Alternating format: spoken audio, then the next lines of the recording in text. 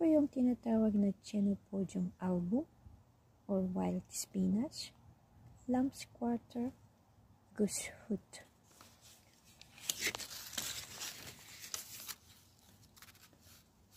Ang amoy po nito ay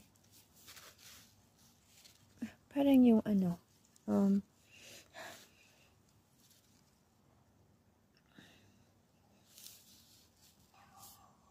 amaranth. Sa Ilocano is kwantong. Kung familiar po kayo sa mga Ilocano dyan, katulad ko, ang amoy po nito ay kwantong sa Ilocano. Or amaranth sa English.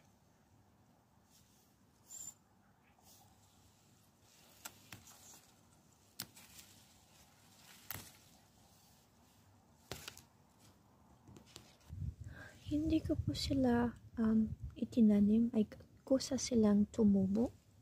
Ayan na. Kailangan ko mag-weeding mamaya.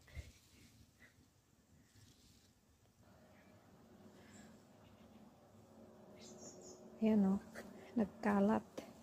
Bali, tinabunan na ng aking mga garlic. Kaya aalisin ko na. Nag-iwan lang ako doon sa pinakadulo, sa gilid-gilid yan.